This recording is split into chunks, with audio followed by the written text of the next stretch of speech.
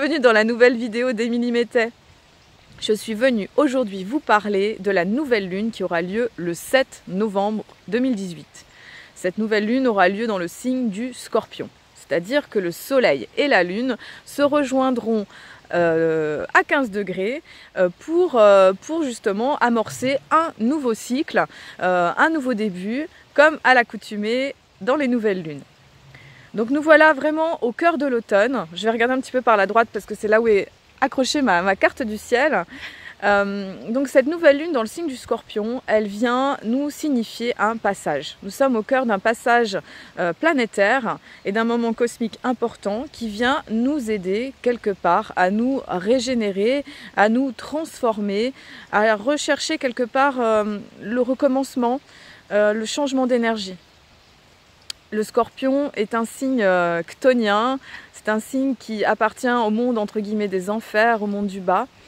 C'est un signe qui quelque part vient nous apprendre à apprivoiser nos ombres, à apprivoiser nos parties cachées, secrètes et aller chercher justement nos trésors cachés, notre force cachée, notre capacité de régénération. Le Scorpion, il a bien trois symboles qui sont importants. Le Scorpion qui a sa capacité quelque part de se régénérer, qui est vraiment un animal qui pourrait résister à une attaque nucléaire. C'est un animal aussi qui peut se donner la mort. Donc ça veut tout dire sur la capacité de résistance du signe du Scorpion.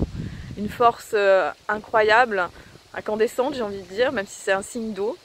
C'est un petit peu la lave qui couve sous la glace. Et nous avons aussi le symbole du phénix. Le phénix, c'est celui qui va renaître de ses cendres au travers du feu sacré qui va le brûler, qui va le transformer. Il a la capacité quelque part de se régénérer. Et nous avons le dernier symbole qui est le symbole de l'aigle, qui est vraiment cet animal qui vole le plus haut dans le ciel, qui a cette connexion avec le soleil, avec cette capacité justement de vision supérieure, de vision connectée au divin. Donc nous avons au travers de ces symboliques dans le signe du Scorpion, quelque part de cette représentation en allant chercher nos ombres, en acceptant nos ombres, en acceptant quelque part ce qui fait peur, on a une capacité de mourir, de renaître et quelque part de se transformer pour ressusciter, j'ai envie de dire, pour quelque part renaître dans une autre dimension. Voilà ce que nous propose quelque part cette nouvelle lune du Scorpion et aussi d'une manière globale, ce passage dans le signe du Scorpion qui est quand même un signe, et puis c'est aussi un moment dans la nature, j'ai envie de dire, on regarde juste la fête d'Halloween, Samhain, dans la fête druidique, ce passage entre les mondes, fête du petit peuple, fête des guides, fête aussi des morts, cette fête des morts aussi qui existe au Mexique. Voilà tous ces moments en fait qui nous montrent, je pense au 1er novembre, je pense aussi en Europe avec le 11 novembre, c'est une date en fait où on vient célébrer l'armistice en lien avec la Première Guerre mondiale. Mais pour moi je me dis tout est symbolique en fait dans ce mois du Scorpion. On a le mois d'Halloween, le mois des sorcières, on a le mois aussi où on célèbre les morts, on va honorer les morts quelque part dans nos familles, on va regarder la nature et là j'ai juste à regarder tout autour de moi et je vois la transformation des couleurs des feuilles. Je vois ces feuilles qui avec le vent en fait sont balayées et quelque part nous apprennent à lâcher prise avec le cycle ancien qui vient de se terminer, qui vient de s'arrêter pour pouvoir faire place nette pour le nouveau. Donc globalement, je pense à l'hémisphère nord, parce que dans l'hémisphère sud, c'est inversé du coup, ils sont dans un autre cycle et puis des fois ils n'ont pas ce rythme des saisons. Mais du coup, nous, on a vraiment cette chance, on va dire, d'avoir ce cycle des saisons qui aussi viennent nous donner aussi un rythme par rapport à nos saisons intérieures. Et là, au travers de ces feuilles qui meurent, de ces feuilles qui se détachent avec le vent, ça vient nous montrer quelque part l'apprentissage du lâcher prise, de laisser aller quelque part ce qui ne nous convient plus, ce qui a pu quelque part naître, fleurir, qui a pu être en abondance et qui vient quelque part mourir au cœur de l'automne pour pouvoir se régénérer durant l'hiver et aussi amorcer de nouvelles graines pour le printemps. Donc Mère Nature nous apprend beaucoup sur ce cycle de la vie. Et donc, cette nouvelle lune, elle vient comme une porte globale à nous montrer comment justement renaître, changer quelque chose pour pouvoir exister à une nouvelle vie. Alors ce soleil-lune se trouve en opposition donc, avec l'ascendant taureau à heure de Paris, je précise, parce qu'on serait à Rome, on serait à Moscou, ce serait différent. Donc à cette heure de Paris, on va vraiment avoir cette opposition entre le signe du taureau, qui est vraiment un signe de matérialité, vraiment au cœur du taureau, la nature elle est belle, elle est prolifique, l'herbe elle est toute tendre, il y a plein de petites fleurs de toutes les couleurs qui nous montrent le triomphe de la vie quelque part. Et le scorpion c'est vraiment l'opposé, c'est vraiment dire ok maintenant voilà, on a changé d'heure aussi en plus, donc la nuit tombe plus vite, les jours se raccourcissent et les couleurs aussi changent, c'est plus sombre, c'est plus marron. Quelque part voilà, on va se détacher de cette matérialité quelque part. C'est ce que vient nous montrer aussi le scorpion, vient nous montrer aussi que quelque part, c'est important de laisser mourir les choses. Donc au cœur de ce soleil opposé avec cet ascendant taureau, on va aller vraiment chercher l'avoir et l'être. On va aller vraiment chercher cette notion de sécurité et d'insécurité, d'attachement et de détachement. Et d'aller trouver quelque part cet équilibre entre les deux. Parce qu'on a l'ascendant, nous avons la part de fortune, nous avons aussi Junon qui se trouve dans le taureau et qui viennent quelque part nous inviter à dire ok, oui nous sommes dans un moment de changement et de transformation où quelque part des changements concrets se manifestent. Que ce soit pour certains au cœur d'un déménagement, d'une séparation, d'un changement professionnel. Voilà, plusieurs formes de changement. Nous pouvons l'expérimenter aussi par un changement à l'intérieur de nous, de quelque chose. Comment dire, qu'on va percevoir plus de l'intérieur, mais on sent quelque part qu'on est en train de changer. Voilà. Donc vraiment on va faire cet équilibre entre ces deux polarités et ce soleil lune se trouve dans la maison 7 et cette maison 7 est en lien avec la relation à l'autre, que ce soit la relation avec un associé au niveau professionnel mais aussi la relation de couple, la relation amoureuse, c'est vraiment la relation à l'autre. Donc nous sommes vraiment, on a eu tout ce passage, je ne sais pas si vous vous rappelez le mois dernier, le mois dernier, il y a 15 jours, avec cette pleine lune qui était très électrique, très forte, ce 24 octobre, et puis cette nouvelle lune en balance, on a vraiment eu un passage, quelque part qui vient nous apprendre à travailler sur nos relations affectives, de voir comment on tisse ces liens avec les autres. Et le focus, j'ai envie de dire, il est encore là-dedans quelque part, et il vient nous apprendre à voir comment on rentre en relation avec l'autre, comment on s'associe, voilà. Jupiter qui est encore dans le Scorpion jusqu'au 9 novembre, c'est en train de se terminer ce cycle d'un an qui a été fait dans le Scorpion, se trouve aussi dans la maison 7. C'est-à-dire que Jupiter, qui est une planète de chance, d'expansion, nous dit aussi, eh bien quelque part là où tu vas grandir et t'accroître, c'est vraiment au cœur de cette relation à l'autre. Et de voir justement comment tu mises dans cette relation, comment tu donnes tout, comment tu donnes pas assez. Mais du coup, avec Jupiter, qui est quand même une planète de chance, Jupiter va nous dire quelque part tu vas évoluer si tu apprends à faire confiance à la relation quelque part, parce qu'il y a des portes qui peuvent s'ouvrir et t'aider à grandir quelque part par le biais de t'associer. Voilà. Donc, nous avons encore Vénus qui est rétrograde de ça depuis le 6 octobre 2018, qui a fait tout son passage de la Balance au Scorpion.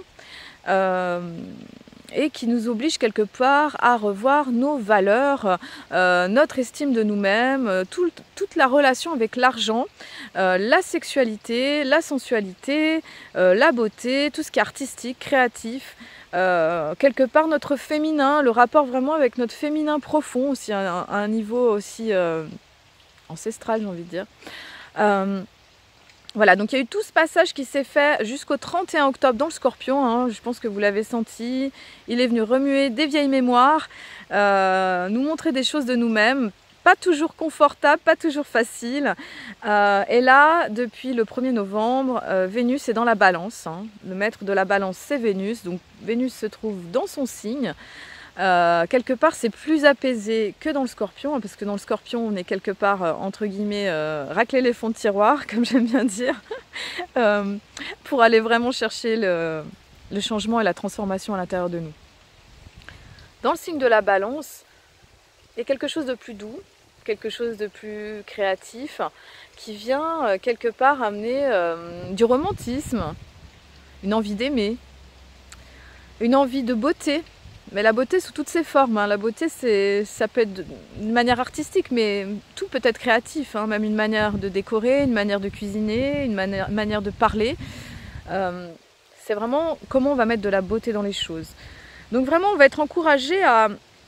Cette Vénus se trouve en maison 6, hein, maison du quotidien. On va être encouragé à mettre plus de beauté dans notre vie, plus de beauté dans notre quotidien, plus de beauté dans notre vie de tous les jours pour qu'on puisse... manifester voilà, ce qui nous plaît, ce qui nous fait du bien. Vénus se trouve toujours en opposition avec Uranus et vient quelque part amener encore son lot de coups de théâtre, de surprises, de choses inattendues qu'on n'avait peut-être pas forcément prévues au programme, et ça dure déjà depuis le mois d'octobre environ, hein. Je ne sais pas comment vous l'avez expérimenté, moi personnellement j'ai vécu pas mal de surprises, de situations changeantes, plus que surprenantes parfois, et en même temps où l'univers il montre que voilà, derrière les surprises il se passe beaucoup de choses, il y a beaucoup de cadeaux, même si des fois c'est pas facile à voir. En tout cas, ce qui est intéressant, c'est que Vénus et Uranus sont rétrogrades, c'est-à-dire qu'elles reculent dans le zodiaque et elles se rapprochent de la Terre.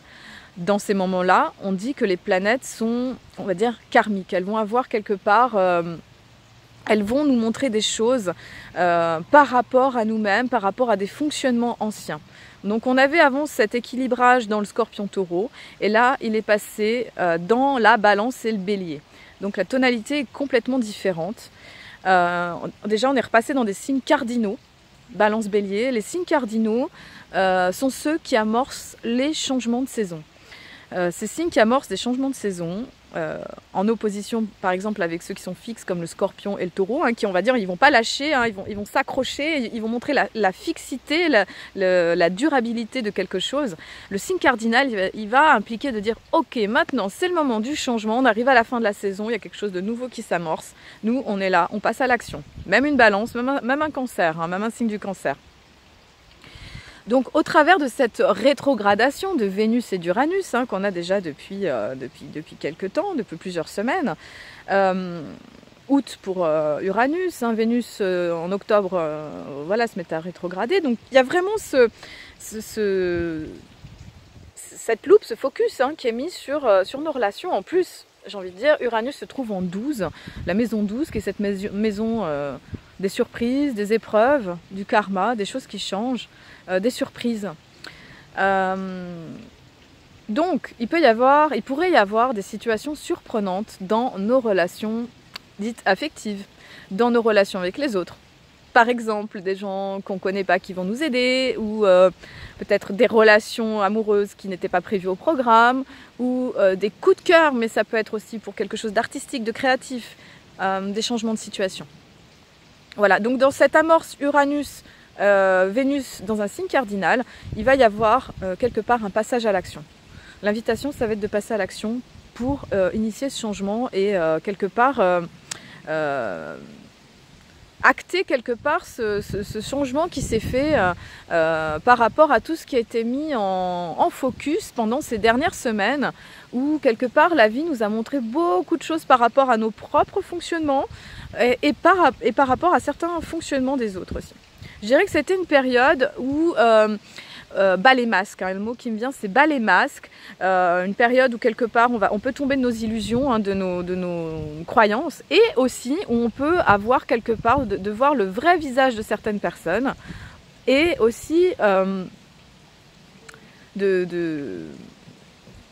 certaines relations vont montrer leur potentiel à ce moment-là. Voilà. Vénus se trouve toujours en sexquicarré avec Neptune, hein, qui est aussi rétrograde. Hein. Cet aspect vient nous montrer quelque part que c'est vraiment un moment quelque part de désillusion. C'est vraiment un moment où quelque part on va regarder certains de nos idéaux, certains de nos croyances, certains de nos fonctionnements et quelque part ça va être le moment de voir certaines choses en face. C'est pas toujours confortable, mais c'est vrai que l'aspect dans le signe du Scorpion, il est vraiment là-dedans. Voilà, dans ce balai masque. Voilà. Donc nous avons aussi, donc Vénus, hein, elle vient vraiment nous faire travailler. Hein, donc nous avons aussi ce carré avec Neptune. Ce carré avec Neptune, il n'est pas toujours facile et confortable. J'ai de la visite. Voilà, j'ai de la visite. Ce carré Vénus-Pluton, il va pas toujours être facile, hein, parce que du coup, il va nous obliger à regarder les choses d'une autre façon. Hein, il va nous obliger quelque part à nous remettre en question, à regarder certains de nos schémas profonds pour qu'on puisse quelque part les transformer, qu'on puisse quelque part les changer. Qu'on puisse regarder quelque part nos ombres, qu'on puisse regarder ce qui ne fonctionne pas, voilà, dans nos relations. Ensuite, nous avons ce superbe trigone Soleil-Lune avec Neptune, hein, qui vient quelque part nous soutenir, hein, dans ce moment de changement, dans ce moment d'introspection, pour pouvoir quelque part nous donner un peu de douceur, un peu de guidance dans ce moment un peu intense, dans ce moment de changement. Voilà, donc du coup on vient nous donner quelque part du soutien, on vient nous donner quelque part la fluidité avec nos guides, pour qu'on puisse, au niveau spirituel, qu'on puisse trouver des ressources à l'intérieur de nous, pour pouvoir être inspiré, pour qu'on puisse changer les choses. Alors ensuite nous avons ce Soleil-Lune qui est sextile à Pluton. Soleil-Lune qui est sextile à Pluton. Donc quelque part cette nouvelle lune, hein, qui est en lien avec Pluton, hein, parce que le Scorpion il est en lien avec Pluton, vient nous montrer quelque part la voie de la transformation, la voie du changement à l'intérieur de nous. Et vient nous guider en nous disant, écoute, si tu fais le boulot, là, si tu fais vraiment le travail, j'ai le vent aussi qui s'y met, hein, c'est génial. Les qualités d'être dehors, c'est génial. Voilà, il y a plein de surprises et tout. Donc ce Soleil-Lune, en fait, avec Pluton, il vient nous dire, bon, voilà, si tu fais le boulot nécessaire quelque part, si tu fais le changement, si tu fais la transformation, il y a vraiment quelque chose de nouveau qui va pouvoir exister, que tu vas pouvoir être quelqu'un d'autre si quelque part tu vas chercher, si tu vas à l'intérieur de toi, si tu oses manifester ce changement, si tu oses voir les choses en fait, c'est ça. L'idée c'est de se dire ok, de se regarder en fait sans complaisance, de se regarder dans sa vérité, de regarder les choses en fait telles qu'elles sont en fait. Alors c'est pas confortable et en même temps on va être guidé pour le faire, pour pouvoir amener les changements qui sont nécessaires, hein, pour que ça puisse se transformer. Donc voilà, on a un Pluton quelque part qui vient nous soutenir, ce Pluton en Capricorne, hein, qui vient démanteler ces vieilles structures. Il vient nous soutenir pour qu'on puisse changer les choses, pour qu'on puisse quelque part laisser aller le passé. Voilà. Nous avons Mercure qui est passé dans le signe du Sagittaire le 1er novembre. Il va rester plusieurs semaines dans le signe du Sagittaire. Donc il amène une autre façon de penser. Hein. On avait ce Mercure Scorpion un petit peu inquisiteur qui vient fouiller, qui vient faire le détective. Ce Mercure Sagittaire, il vient au contraire nous dire ok, bon bah allez, on va voir l'humanité dans son ensemble, on va essayer d'avoir une vision philosophique de la vie, de nous élever en fait, de nous transformer et quelque part d'avoir une forme de voir les choses dans leur intégrité. Hein. C'est vraiment un moment où on nous demande d'être dans notre intégrité, c'est-à-dire dans notre vérité supérieure et de nous écouter vraiment, vraiment, vraiment. De toute façon, si on ne l'a pas fait, je pense qu'on en voit les résultats, hein. Je pense que vous serez d'accord avec moi. Ce Mercure, il vient quelque part nous apprendre à voir tous les points communs dans l'humanité. Il vient nous apprendre à voir la beauté dans toutes les nations du monde, dans toutes les cultures. Il vient voir quelque part le point de vue qui rassemble, le point de vue qui va quelque part mettre de l'unité. Voilà, donc ça c'est un bel aspect qui va amener de la chaleur quelque part dans la communication, beaucoup de chaleur. Surtout ce qui va se passer aussi, c'est que donc il va y avoir une grosse entrée très importante pendant cette nouvelle lune. C'est Jupiter en fait qui arrête son passage dans le signe du Scorpion et qui va rentrer le 9 novembre dans le signe du Sagittaire pendant 1 an. Donc ça c'est un gros passage en fait, vraiment un grand passage. Alors Jupiter déjà c'est une planète qu'on dit bénéfique comme Vénus. Jupiter c'est une planète de chance, c'est une planète d'expansion, c'est la plus grosse planète du système solaire. Et là, qu'est-ce qu'elle fait? Elle vient rentrer dans son signe en fait, vraiment. Le Sagittaire, sa planète maîtresse, c'est le Sagittaire, c'est le Jupiter, pardon. Voilà. Donc Jupiter en Sagittaire, donc ça s'est passé, c'est des cycles de 12 ans. Jupiter en Sagittaire, c'était en 2006-2007. Voilà. Peut-être faites le point sur ce que vous avez vécu il y a 12 ans. Mais en tout cas, Jupiter en Sagittaire, d'une manière globale, c'est une invitation au voyage. C'est une invitation à rassembler les différentes cultures, les différentes nations, avoir un point de vue philosophique, avoir un point de vue quelque part qui va nous élever, qui va nous aider à croître, à grandir, à voir les choses vraiment avec philosophie. Ce passage en Scorpion qu'on a eu pendant 1 an, il est vraiment venu nous chercher quelque part dans nos ombres, dans nos failles, dans nos fonctionnements. Il a fait tout un travail intérieur.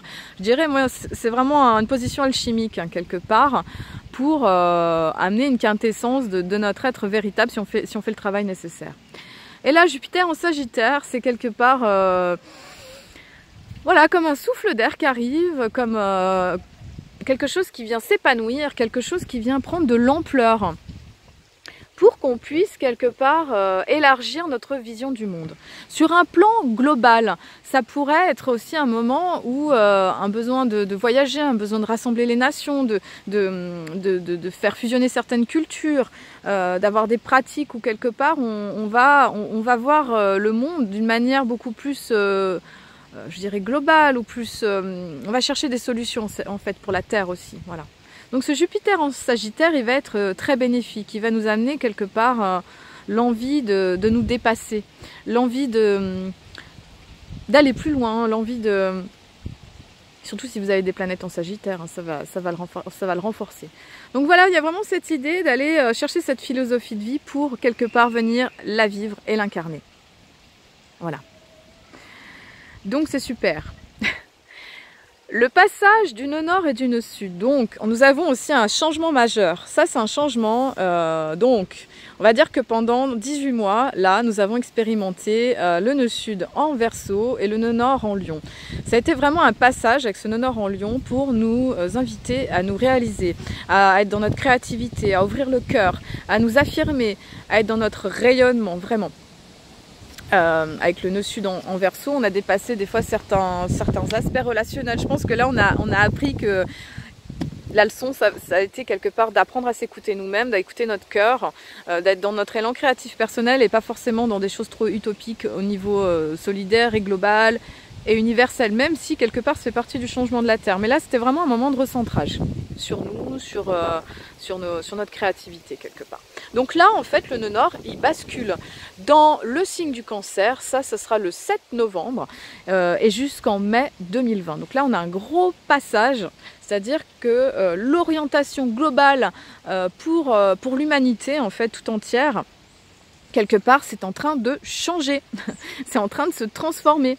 Là, on va être dans le signe du Cancer, qui est complètement différent du Lion, et on va nous inviter quelque part à un recentrage dans notre intériorité, en lien avec nos émotions, en lien avec le subtil. Le Cancer, c'est l'énergie de la mère, hein, c'est l'énergie Pachamama, mais c'est aussi l'énergie de la maman, en fait, vraiment de la mère matricielle, hein. C'est l'énergie de la famille, c'est l'énergie de la patrie. Donc, on a à la fois un Jupiter qui ouvre vers quelque chose de plus universel et un nœud nord qui va nous inviter quelque part à un recentrage au niveau patriotique, voilà, au niveau national, ou quelque chose comme ça. Donc voilà. D'une manière plus générale, en fait, ce nœud nord, il va nous inviter à prêter attention quelque part, à prendre soin de notre vie intime, de nos proches, de créer un cocon protecteur qui nous fasse du bien. Ça va être d'être vigilant quelque part, donc avec le nœud sud qui est en Capricorne. Le Capricorne, c'est plus l'archétype du père, c'est le monde extérieur, c'est la vie sociale, c'est la vie publique. C'est tous les efforts qu'on va mettre pour se structurer, pour avancer. Hein. Ça ne veut pas dire qu'il ne faudra plus faire d'efforts, c'est pas ça. Ça veut dire que ça va être important quelque part de privilégier une vie intime plutôt qu'une vie que de faire tout passer pour le travail, pour la vie professionnelle. Ça va être de garder un équilibre et de prendre soin de cet équilibre de notre vie intérieure. Ça peut être en lien avec notre imaginaire, ça peut être en lien avec le fait de méditer, ça peut être en lien avec le fait de faire des activités quelque part qui nous font du bien, qui nous ressourcent. Voilà, ça va être de savoir nous ressourcer, ça va être de pouvoir voilà, prendre soin de nous, prendre soin voilà, d'amener de la douceur, d'amener de la rondeur, d'amener du féminin et prendre soin de ce qu'on ressent vraiment. Prendre soin de notre petite famille, voilà, de tous ces aimants-là, de nos proches. Donc voilà, on est vraiment dans une bascule, hein, parce que énergétiquement, ça vient donner une autre couleur, une autre tonalité à l'ensemble planétaire. Et c'est vrai que du coup, là, on amorce vraiment beaucoup de changements ce mois-ci avec ça. Donc ce nœud nord, il va nous faire tout un travail pendant 18 mois pour nous amener à trouver cette qualité à l'intérieur de nous. Hein. Vraiment, c'est de trouver ça en fait pour qu'on puisse quelque part mieux s'épanouir après tout le travail qui a été fait quelque part dans le signe du lion, dans le signe voilà, du rayonnement personnel, de cette carrière, voilà, de savoir briller aussi. Ça va être aussi quelque part pendant un temps de savoir se recentrer sur les essentiels et sur nos besoins. Voilà. C'est quoi quelque part nos besoins, c'est quoi nos fondamentaux pour pouvoir prendre soin de nous pendant cette prochaine phase qui est en train de se dessiner actuellement. Voilà. Donc Uranus aussi en Bélier fait son passage dans le Bélier justement du 7 novembre jusqu'à mars 2019. Donc il retourne dans ce signe plus martial du Bélier, hein, c'est ce que je vous ai signifié tout à l'heure. Et va être un petit peu plus tonique par rapport au Taureau qui est plus posé, qui est plus tranquille, plus calme, qui ne va pas amener les mêmes changements. Pardon. Voilà, on pourrait être encore dans des situations des fois qui pourraient être un peu tendues, un peu explosives, qui vont amener quelque part des remises en question, qui vont nous obliger aussi à nous faire bouger. La position sera plus tranchée. Voilà. Vénus va passer direct le 17 novembre et refera son passage donc encore dans la Balance et après dans le Scorpion. Hein, donc nous avons encore jusqu'au 17 novembre pour faire tout ce travail par rapport à l'argent, j'ai envie de dire, ça a été un moment aussi où on a réglé des comptes aussi au niveau karmique avec certaines personnes, ou ça a pu être aussi des retrouvailles avec d'autres. Voilà, des surprises relationnelles, hein, ça je vous l'ai dit, je vous l'ai signifié. C'est un bon moment aussi pour créer, pour mettre de la beauté, pour mettre de l'art qui vient quelque part nous aider à goûter au moment présent. C'est vrai que ce nœud nord, hein, je fais un petit peu un passage comme ça avec le nœud nord en Cancer, ce nœud nord en Cancer, il nous invite à goûter le moment présent, et aussi le fondamental, c'est être connecté avec notre enfant intérieur, avec cette partie magique à l'intérieur de nous, cette partie qui est joueuse, cette partie qui est dans l'instant, qui ne se pose pas de questions, qui est créative avec tout et qui est dans la joie et dans le jeu. C'est vrai que le nœud nord en Cancer, il nous invite à ça. Ça ne veut pas dire on lâche les responsabilités, hein, c'est toujours trouver un bon équilibre avec toutes nos facettes, toutes nos parties à l'intérieur de nous-mêmes, hein, au niveau psychologique, mais c'est de prendre soin de cet enfant intérieur, de ses besoins, de sa sécurité, à plein de niveaux. Voilà. Nous avons encore un autre passage avec Mars qui va passer dans le Poisson le 16 novembre. Mars a été rétrograde cet été, je ne sais pas si vous vous souvenez de cet été intense que nous avons eu avec toutes ces planètes qui ont reculé, hein. J'en reparle souvent, mais il s'est passé beaucoup de choses à ce moment-là, avec toutes ces éclipses aussi hein, que nous avons vécues. Mars a été en Verseau donc un long moment, hein, et là du coup il va lâcher ce Verseau, hein. Donc là en fait il est vraiment dans une position un peu particulière, il est conjoint à Lilith, hein, à la Lune Noire, qui nous parle d'une blessure et d'un don et d'un potentiel. Mais en tout cas, tout ce que ça nous montre, et en plus assez proche quelque part encore en aspect du nœud sud, là jusqu'à... voilà, on finit cet aspect-là, mais en tout cas, on a quand même visité avec ce Mars Lilith proche du nœud sud, d'anciennes situations du passé qui ont pu réémerger, où il y a pu y avoir des résurgences de ces vieilles mémoires, de certains comportements, de certaines blessures, pour qu'on puisse quelque part les dégager, pour qu'on puisse quelque part les changer, les transformer d'une manière radicale. Ce que j'avais envie de vous dire, un petit peu de ce que j'ai un petit peu entendu avec d'autres astrologues ou personnes qui, voilà, qui tirent les cartes, c'est que quelque part, c'est un moment où on a pu secouer la pulpe, hein, comme disent certaines astrologues, hein, Émilie Morel, hein, je la cite, hein, j'aime beaucoup ce qu'elle fait aussi. Secouer la pulpe, c'est-à-dire que on allait vraiment chercher les résidus des choses anciennes à l'intérieur de nous. C'est un petit peu comme si en fait on avait eu encore les dernières manifestations de certaines guérisons, de certains changements, de certaines choses qui avaient été mises en branle quelque part déjà depuis cet été. Parce que quelque part, le plan physique, c'est le plan le plus dense. La matérialité, c'est vraiment le dernier plan, celui qui vibre entre guillemets le plus bas. Hein. On a plusieurs couches, hein, le éthérique, astral, émotionnel, spirituel, mental.